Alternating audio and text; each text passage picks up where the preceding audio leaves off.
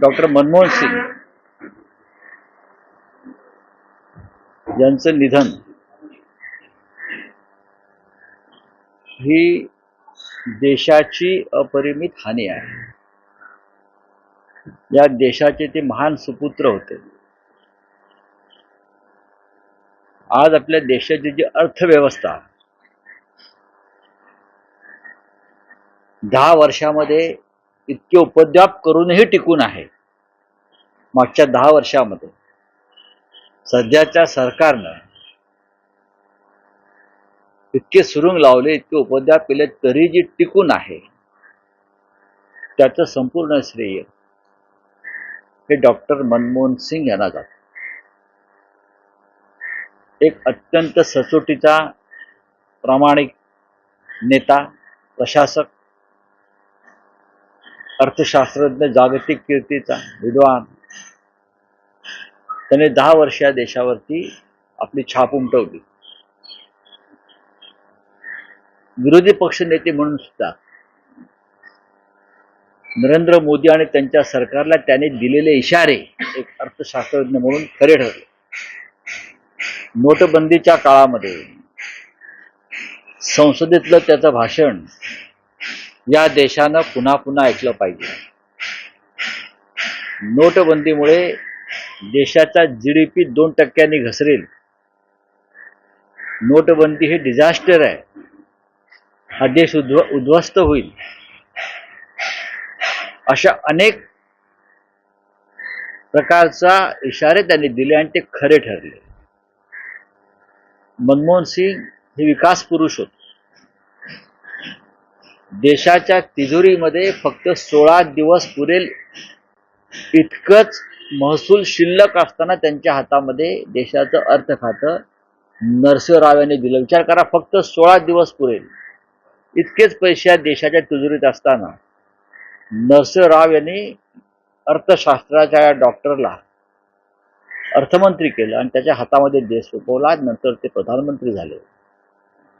आज नरेंद्र मोदी हे 85 कोटी लोकांना जे फुकट धान्य देत आहेत, गरिबांना, कोणीही उपाशी राहणार नाही।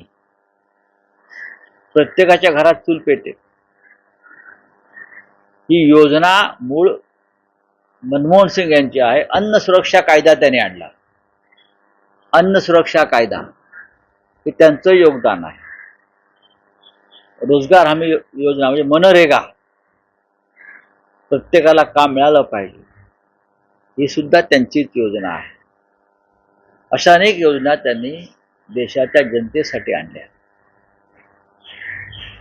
अत्यंत प्रामाणिक म्हणून, सचोटीचा म्हणून त्यांचा बोलबाला होता, तो शेवटपर्यंत टिकला। देश त्यांच्या जाण्यानं, माजी पंतप्रधान असून सुद्धा त्यांच्या जाण्यानं दुःखी आहे। मुंबईवर त्यांचं विशेष प्रेम होतं, कारण ते रिझर्व्ह बँकेचे गव्हर्नर म्हणून मुंबईत त्यांनी काम केलं। मुंबईतली जी मेट्रो तुम्हाला दिसते त्याचे श्रेय कोणी घेऊ द्या, त्याचं श्रेय मी डॉक्टर मनमोहन सिंग यांना देईन। मेट्रोचं पहिल्या फेजचं उद्घाटन त्यांच्या हस्ते झालं, हे मला आठवत आहे। आणि मुंबईच्या विकासासाठी त्यांची काही स्वप्न होती, ती त्यांनी फार गाजावाजा न करता पूर्ण करण्याचा प्रयत्न केला। आम्ही प्रधानमंत्री म्हणून सुद्धा पार्लमेंटला असताना त्यांच्याशी आमचा संवाद राहिला। ते विरोधी पक्षात आले तेव्हाही त्यांच्याशी आमचा संवाद राहिला। हिंदुहृदय सम्राट बाळासाहेब ठाकरे यांचे त्यांचे अत्यंत जिव्हाळ्याचे संबंध होते आणि ते त्यांनी कायम टिकवले। कोणाचाही द्वेष न करणारा, जाती धर्माचा द्वेष न करणारा असा हा नेता। त्यांचं जाणं हे अत्यंत दुःखदायक आहे। विशेषतः ज्या परिस्थितीतून आपला देश सध्या चाललेला आहे त्यातून मार्ग काढण्यासाठी आज मनमोहन सिंग हवे होते। त्यांनी कोणाशीही संवाद तोडला नाही। 250च्या वर पत्रकार परिषदा घेतल्या आहेत, कोणत्याही प्रधानमंत्र्याने घेतल्या नाहीत। नरेंद्र मोदींनी एकही पत्रकार परिषद आतापर्यंत घेतली नाही, पण 250च्या वर पत्रकार परिषदा त्यांनी आपल्या कारकिर्दीत घेतल्या। आणि पत्रकारांच्या प्रत्येक प्रश्नाला त्यांनी उत्तर दिलेलं. कोणत्याही प्रश्नापासून ते पळून गेले नाहीत. काँग्रेस पक्षाच्या वाढीमध्ये सुद्धा त्यांचं योगदान आहे. असे मनमोहन सिंग हे आज आपल्यातून निघून गेले आणि त्यांचं स्मरण या देशाला कायम राहील. कारण संकटात सापडलेल्या देशाला आधार देण्याचं काम त्यांनी केलं. आम्ही सातत्यानं जेव्हा ते संसदेत यायचे, प्रधानमंत्री म्हणून यायचे आणि फार मोकळेपणानं वागायचे. आताच्या किंवा आधीच्या कोणत्याही प्रधानमंत्र्यासारखा त्यांचा बडेजाव नव्हता. लॉबीमध्ये भेटायचे, सभागृहात भेटायचे, शिवसेनेची शिष्टमंडळं जेव्हा त्यांच्याकडे जायची तेव्हा ते आमच्याशी प्रेमानं संवाद साधायचे. प्रत्येक वेळेला ठाकरेजी कैसे है, म्हणजे बाळासाहेब कसे आहेत हे विचारायचे. बाळासाहेबांनंतर उद्धवजी कैसे है असं ते विचारायचे आम्हाला सातत्याने. आणि आम्हाला वाटायचं की इतका मोठा माणूस आपल्याला ओळखतो की नाही, पण आम्ही समोर गेल्यावरती प्रत्येकाला नावानं संबोधायचे. राऊतजी कैसे हो, देसाईजी कैसे हो. म्हणजे फार एक या पृथ्वी तलावरचा तो देवदूत होता, देवाचा माणूस होता असं मी वाटतं. तर राजकीय प्रश्न आहे. बीडमध्ये जी महाराष्ट्रामध्ये 3 घटना घडलेल्या आहेत आणि उरणमध्ये तर गटाचे जे सरपंच आहेत त्यांच्यावर हल्ला झालेला आहे. त्यांचं नाव कुमार पाटील. बघा, या महाराष्ट्रामध्ये कायदा सुव्यवस्था राहिलेलीच नाही. काल बीडमध्ये पोलीस स्टेशन समोर एक हत्या झाली. पण पोलीस स्टेशनच्या आवारात, आपल्याला माहितीसाठी सांगतो, पोलीस स्टेशनच्या आवारामध्ये कोयत्यानं सपासप वार करून एका सामाजिक कार्यकर्त्याचं जीवन संपवलं. बीडचा जो म्हणतोय बिहार झालेला आहे आणि तिथे कोणाचे लक्ष नाही, बीडच्या जनतेला वाऱ्यावर सोडलाय. काय करतायत देवेंद्र फडणवीसजी? अर्बन नक्षलवाद मोडून काढतायत, आधी बीडचा दहशतवाद मोडून काढा. उरणची घटना आपण सांगितली. कायद्याचा धाकच राहिलेला नाही, कारण पोलीस खात्यामध्ये जो भ्रष्टाचार वाढलेला आहे. पैसे दिल्याशिवाय नेमणुका होत नाहीत. मग हवालदार असतील, फौजदार असतील, उपायुक्त असतील, उपअधीक्षक असतील, पोलीस जिल्हा प्रमुख असतील, मुंबईमधल्या नियुक्त्या असतील, प्रत्येक ठिकाणी पोलिसांचा व्यवहार हा पैशाच्या माध्यमातून होतो आहे.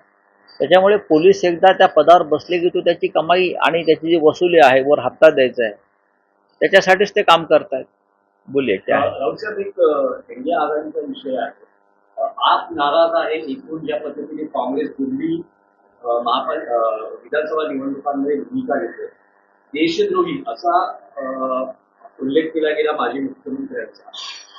काँग्रेसच्या हकालपट्टीची मागणी केली गेली आहे. आप आणि काँग्रेसचं जुनं भांडण आहे दिल्लीत. पण तरी आम्ही इंडिया आघाडीमध्ये एकत्र निवडणुका लढलेलो आहोत. त्याचं भान दोन्ही पक्षांनी ठेवायला पाहिजे. निवडणुका आज राज्य स्तरावरती आम्ही स्वतंत्रपणे लढतोय, आपले काही मुद्दे असू शकतात वेगळे. तरीही भविष्यामध्ये लोकसभा निवडणुकासाठी पुन्हा एकत्र यावं लागेल याचं भान ठेवून आपण ह्या वेळेला एकमेकांशी संबंध ठेवले पाहिजेत. केजरीवाल हे त्या राज्याचे माजी मुख्यमंत्री आहेत. केजरीवाल निवडणुकीत उतरले, त्यांचा पक्ष आहे, काँग्रेस पक्ष एक वेगळा पक्ष आहे. आपलं भांडण काँग्रेसबरोबर आहे की भारतीय जनता पक्षाबरोबर आहे याचं भान दोन्ही पक्षांनी ठेवलं पाहिजे. आपला शत्रू कोण, काँग्रेस की भारतीय जनता पक्ष, राहुल गांधी की नरेंद्र मोदी, अमित शहा? हे जर कोणाला कळत नसेल तर हे सगळं जे आहे हे व्यर्थ आहे असं मी मानतो. पण राऊतसाहेब, इथे असं दिसतं आहे की काँग्रेस आणि भाजप अशी काही चुकी मला असं वाटत नाही. आरोप कसा झालाय, कारण केजरीवाल आणि त्यांचा पक्ष एक वेगळी भूमिका घेतोय, संयमी भूमिका आहे. बघा, केजरीवालचा पक्ष हा सत्तेवरचा पक्ष, ते सत्तेमध्ये आहे. केजरीवाल सत्तेमध्ये आहे. आणि काँग्रेस पक्ष आणि भारतीय जनता पक्ष सत्तेवर येण्याचा प्रयत्न करतात. ही एक तुम्ही गणित समजून घेतलं पाहिजे. काँग्रेस पक्षाला तिथे लोकसभा आणि विधानसभेला गेल्या 3 निवडणुकांमध्ये यश मिळालेलं नाही. भाजपला लोकसभेत मिळालं, विधानसभेत किंवा महानगरपालिकेत यश मिळत नाही. कधीही सत्ताधारी या टार्गेट असतो, लक्षात. त्या पद्धतीनं काँग्रेस आणि भाजपा त्यांना टार्गेट करताय.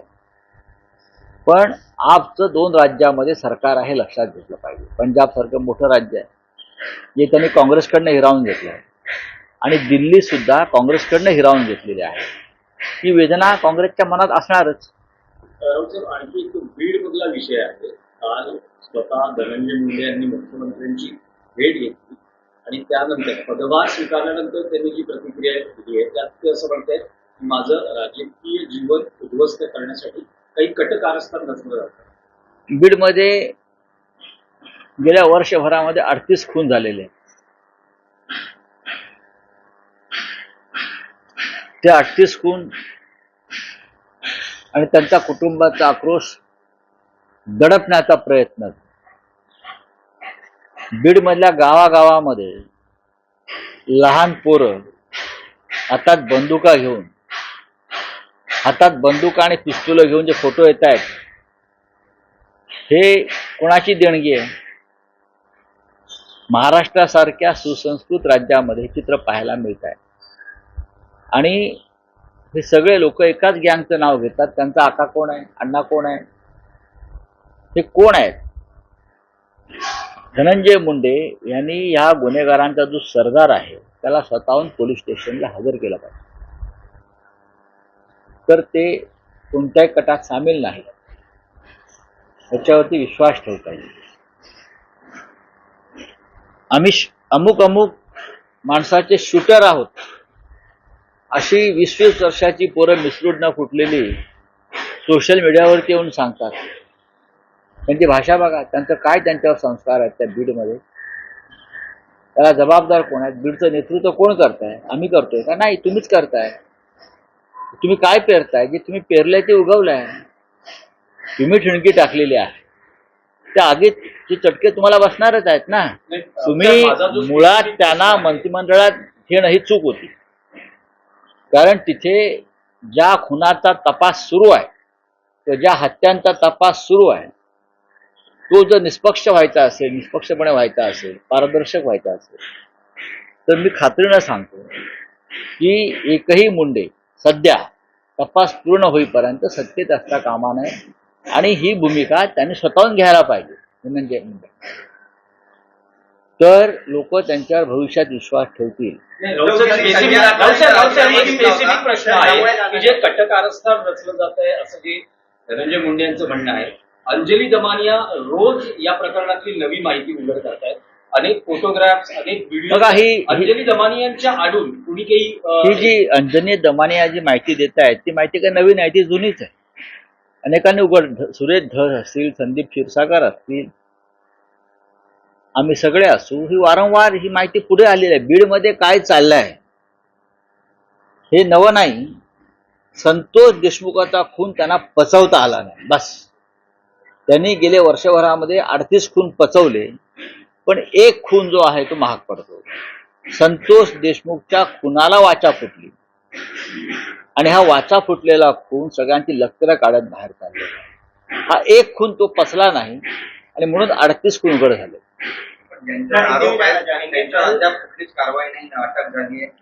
जर आरोप आहेत आणि त्यांच्यावरती कारवाई होत नसेल तर त्याला जबाबदार या राज्याचे गृहमंत्री आहेत.